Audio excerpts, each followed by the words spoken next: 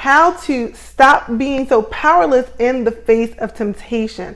This scope is probably for you if the story of your weight loss journey is, I was doing fine until, okay? So what that means is you have an idea of what it is that you need to be doing, and we'll get into the details to talk about whether or not those are the right things, but you have an idea what it is that you need to be doing. You are able to implement that on some level with some level of consistency. However, you always get taken off track. If that is you, this scope is for you. Number one, master the basics first.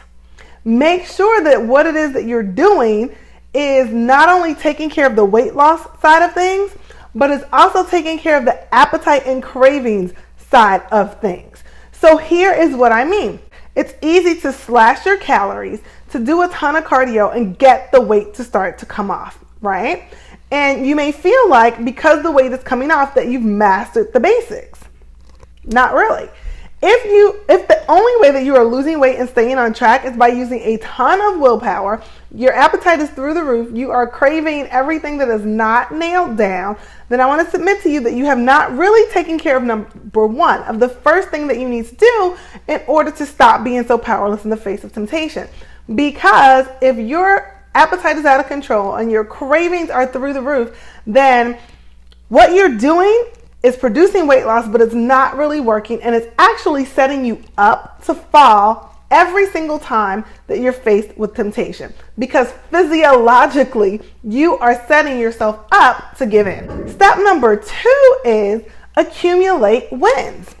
So after you figure out the basics of eating and moving for significant sustainable weight loss and controlling cravings, you figure that out, accumulate wins, okay? So do those basics day in and day out and day in and day out and day in and day out for two reasons. So number one, yes, you're taking care of the physiology of not caving to cravings. But number two, the second thing you're doing is you are building belief in yourself. You are building the belief that you can do this, that you can follow through, that you can follow through on your plan, that following through on your plan will create results, not just for someone on a poster, but for you. So you are doing two things. You're taking care of the physiology and you're taking care of the belief. Those are the two things, right? Those are the foundational things that you're taking care of. And those two things will take you very far, but they will not take you across the finish line unless you do number three. So if you only master the basics so that the physiology is taken care of, so that physically you are not at a deficit and really just craving and hungry. If you take care of the accumulating small wins so that you believe that you can do this, you can follow through and you can get results. But if you stop there, here's what you risk.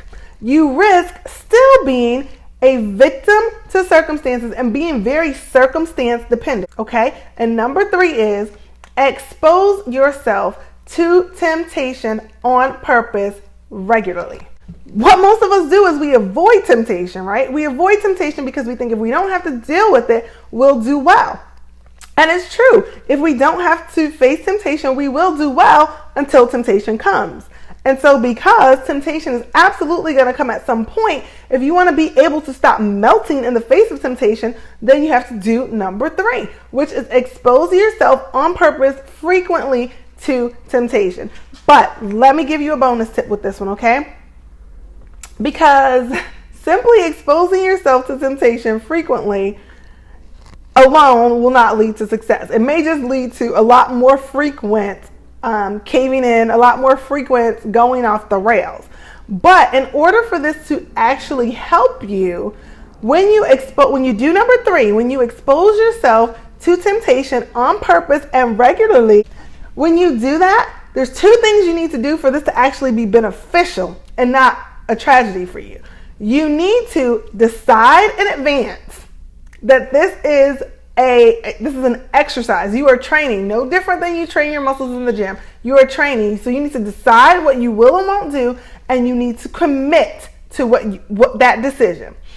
In order to win, in order to stop letting that happen, then you want to expose yourself to temptation regularly on purpose and decide and commit to overcome it.